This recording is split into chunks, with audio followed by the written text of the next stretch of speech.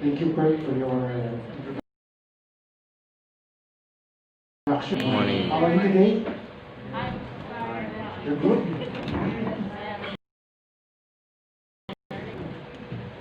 I'm going to give a short lecture on the recent trends on the mining industry.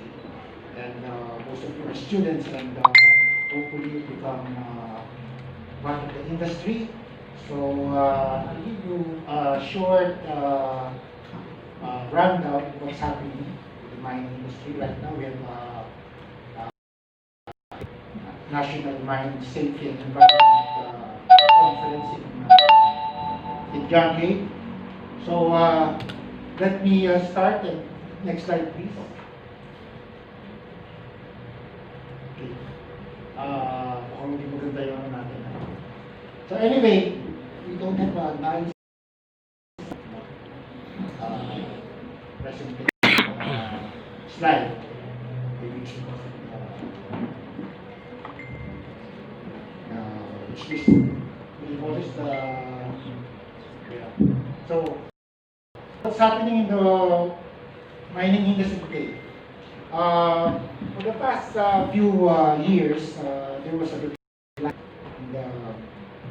in the industry, but during the last 2 or 3 years, the prices of metals have been going up. This despite the fact that there is an ongoing trade war between the United States. And you know, China is supposedly the factory of the world. So it's a major consumer of raw materials. That includes minerals and petroleum.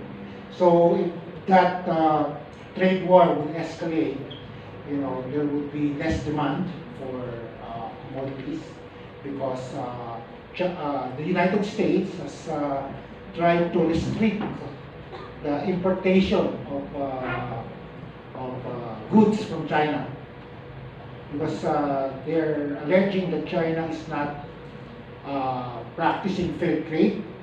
And China is sort of restricting its economy to foreign investments, and China is stealing intellectual property.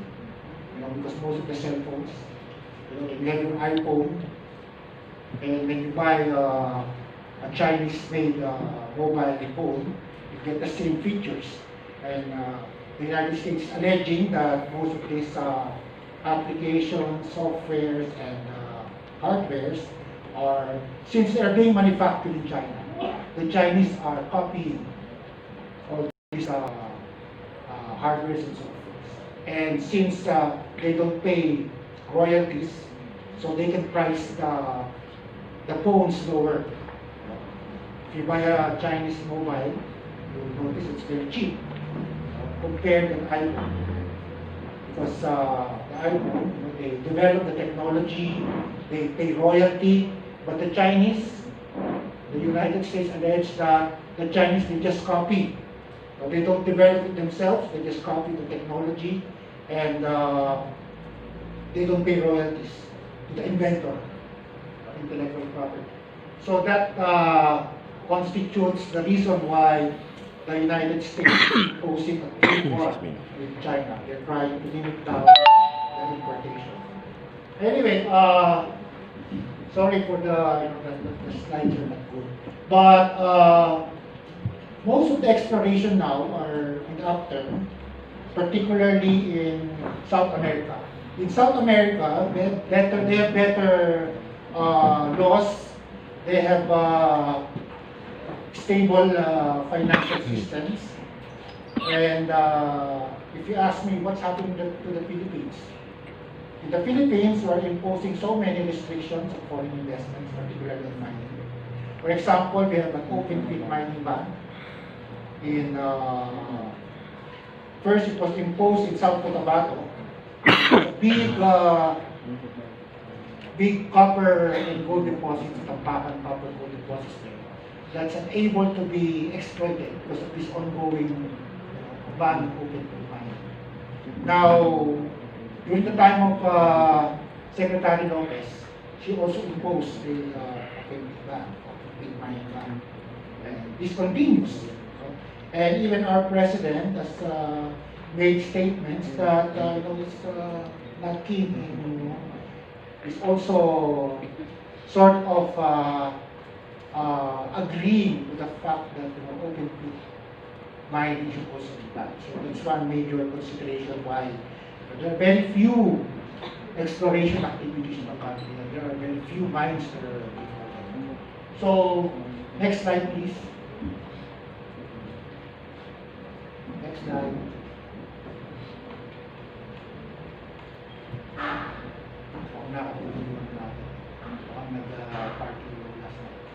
Okay, so as you can see from our graph, although it's not very clear, the peak of mining exploration happened during around 2012. From 2012, it was going down, but in 2017 and 2018, there's an upbeat in exploration. Next slide, please. So this is a graph of the commodity prices for the 5-year period, 2013 to 2017. As you can see, the price of nickel, zinc, and gold has been increasing from latter part of 2015 up to 2017. 2018 and 2019 was almost the same. Next slide, please. So this is also a graph showing that within the 2018 period, although we seen some minor declines, but during the start of January 2018, there was already another sort of a trend in the increase in the price of commodities of copper, zinc, nickel, all these base metal minerals. Next slide, please. So this is a graph on the global drilling activity. As you can see, the drilling activities has been on the downturn from 2012, but in 2018, from 2016 to 2017, there's been increased drilling. This is in line with the increase in exploration. Next slide, please. So here it says that drilling activity has been highest since 2007.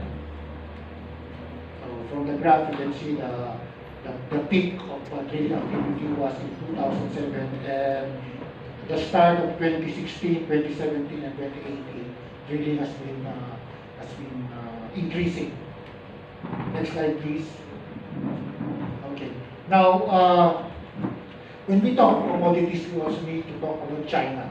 China is one of the major, as I mentioned earlier, major consumers of minerals and petroleum. They have this Belt and Road Initiative. What is this BRI? This BRI is an ambitious development program that involves investments in infrastructure development and opening up China to trade. Okay? If you're aware in your history before, there was this Silk Road.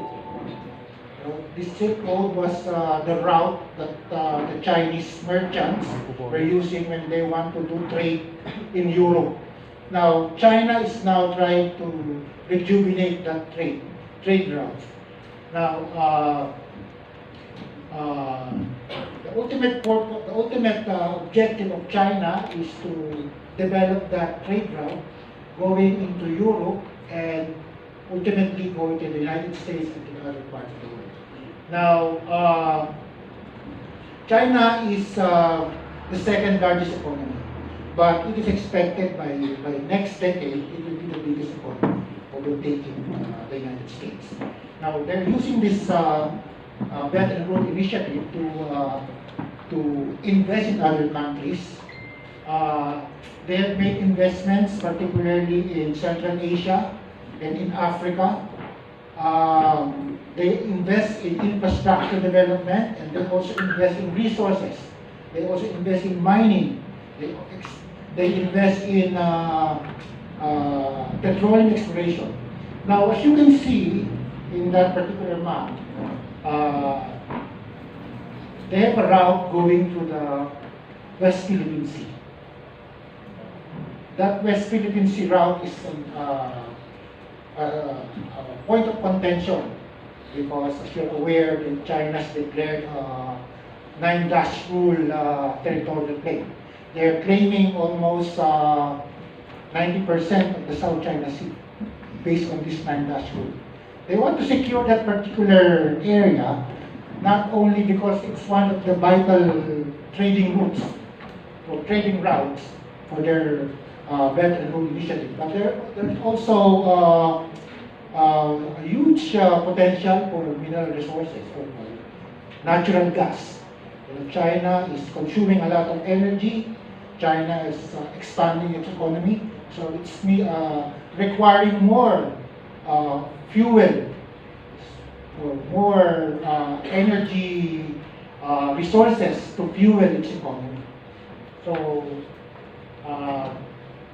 but there's been accusation that China has been using this Belt and Road Initiative to further their political interests. Because ultimately, they want to challenge the supremacy of the United States. That's why there's been an arbitration, because China, because of this 9-dash line claim, the Philippines filed a case against China in the International Arbitration Court because they want to challenge the 9-dash line. Because China wants to claim everything within that 9. They want to claim all the island, the resources, and the waters within that 9-dash line. So the Philippines filed a case against China in the International Arbitration Court. The Philippines won because China did not participate. They did not recognize the jurisdiction of the International Tribunal. So right now, President Duterte saying that let's forgo that tribunal ruling, the tribunal ruled in favor of the Philippines because China was in default. They did not participate. So China did not present any evidence. So it was only the Philippines, the Philippine delegation who presented evidence. So obviously, the Philippines won, and that case was filed during the administration of President Aquino. But when President Duterte came into power, he made a turnaround. He wanted to get more investment from China. So he said, let's forgo that ruling. Let's invite the Chinese to invest. President Duterte has this BBB, build. So in order to promote that BBB, he wanted more investment from China. So some people were saying we gave up sovereignty for Chinese investments because we sort of gave up our claim on based on the arbitral ruling. Now, and they were saying that Chinese investments were really surrender of our sovereignty, and we were getting loan terms that were not beneficial to us because compared to other loans from other countries, Chinese loans were they have higher interest. For example, if you compare the interest rates to Japan, the Chinese loans they have more, they have bigger interest. And also, these Chinese projects in the countries were supposedly bringing in Chinese workers. So instead of us, local workers, benefiting from these infrastructure projects, it was the Chinese workers who were bringing coming here and doing all the work. So that's a very contentious issue. Next slide, please.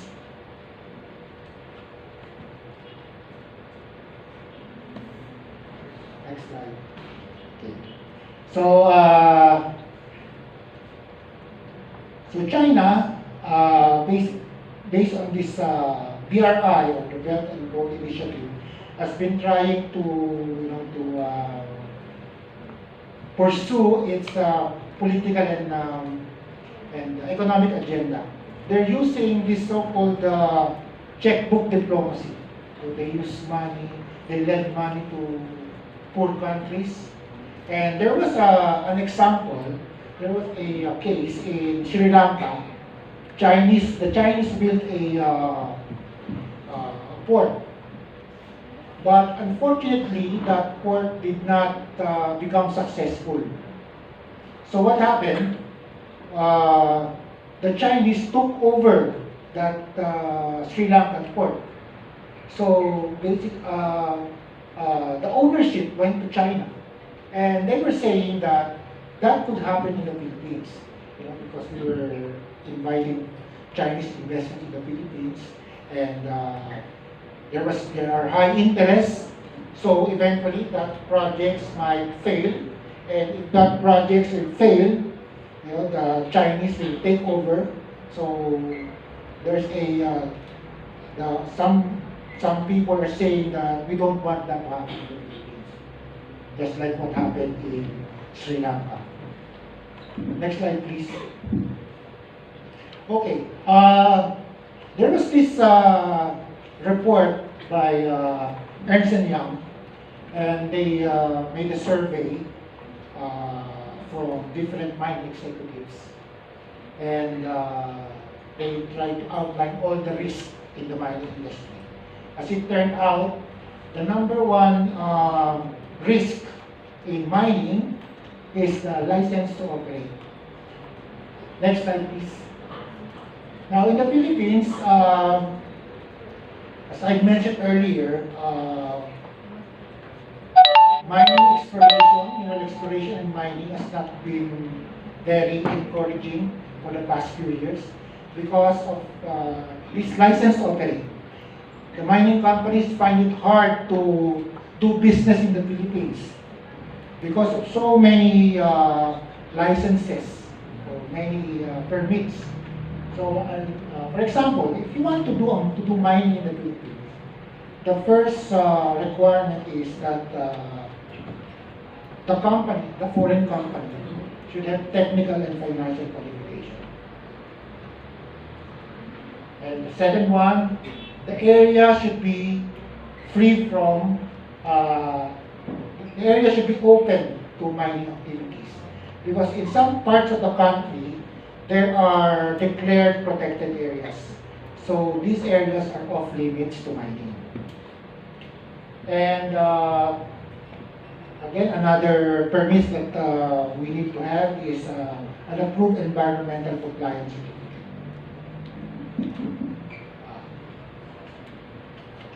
And of course, there should be an approved project feasibility study. Why? Because the project should be commercial, and the government should expect profit from that mining operation. So you have to declare in the mining project feasibility that indeed that project is feasible and it will give benefits to the country. Now, you also need the endorsement from the local government units. You need the endorsement from the province, from the municipality, and even to the level of the barangays. So, and finally, you need the pre and prior informed consent of the indigenous people. So, from the enumeration given, it's very difficult to open up a mine in the country. And that's why a lot of mining executives were saying that license to operate is the number one risk in mining. Next slide, please. Now, we are currently going into we are now actually into the fourth industrial revolution. what is the fourth industrial revolution. Well, there's a lot of development in digital technology, and that technology will, of course, be felt in the mining industry. It will be used, it will be utilized, it will make mining, in fact, more easier because of these new technologies. What are these new technologies? You have Internet of Things, robotics, virtual reality, artificial intelligence, blockchain technology. You know, all these things are ultimately, they will ultimately be applicable to mining. And you, as the young people, you have to, well, these will be your tools when you join the mining industry.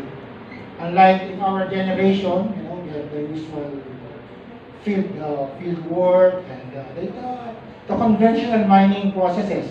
But in your generation, you belong to the generation C, you will be utilizing a lot of new technologies, new digital technologies. Next slide, please. Okay. Number one technology that will be utilized in the mining industry is mobile technology. Everything in the mining operations will be using mobile technology. You can download, you can upload data, you can download data, you know, at the touch of an application. And you can communicate with the headquarters, head office, you know, from the mine site, from the underground. You know, it will change a lot, you know, because decision making will be very fast because of this mobile technology. Another is cloud technology. You're aware of cloud, right? You don't have to store your information in the gadget. The information will be stored in the cloud, so you can access it anytime, anywhere, and it will, as I mentioned earlier, decisions will be made faster. Of course, robotics or artificial intelligence. So miners will be able to access the remotest part of the mine using artificial intelligence and robotics. So there's no need for people to go down to the mine, to the ground. You know, in the future, it will be the robots who will be, you know, doing the mining. So there will be less accidents in the mine because it's now, you know, robots will do the mining, and there will be also the use of a large amount of data using data analytics. So you will be bombarded by a lot of data on time, real time. For example, if you are drilling a well, you know, the data will come real time. Unlike before, you have to collect data, you have to analyze it. But using these new technologies, everything will be at the touch of your fingers. Next slide, please. Now there will be a new workforce. This new workforce will not be the usual, they call it the rock diggers. You might see a rock digger. The new workers will be adept in technology. The new miners will be technology savvy. In fact, the miners will, mining companies will be recruiting PhDs to do mining. So in your case, if you are able to do a higher study, you know, if you study data analytics, data mining, and that will be the future of the mining industry. And the mining companies will also compete with the technology savvy workers because most of these PhD students will be working in technology companies, and the mining companies will compete, you know, with the technology companies to recruit these these workers. Now, universities and data science companies will develop innovations that could gain an edge in exploration. So it's not only the mining companies that will develop the technology. It will be actually the research company who will develop technology for mining. Next slide, please. Now, the useful energy resource in mining operations are diesel. But mining companies are trying to bring down their emissions of carbon. So they're going to use renewable energy. Instead of using diesel power equipment, they will be using batteries. They will be using electrical equipment that use electricity instead of diesel-fired or diesel-fired or fossil fuel-fired power plants. They'll be using renewable energy. So, because the price of battery is going down, the price of solar panels are going down. So mining companies are going to take advantage of renewable energy in their operations. Next slide, please. Now, as I mentioned earlier, everything, all the data will be uploaded in the cloud. So there's a threat, cyber threat. There's a threat that your data will be they will be stolen by hackers. So that's something that conventional miners have not experienced before. But with new technology comes new threat. So companies are going to spend money in securing their data. They're going to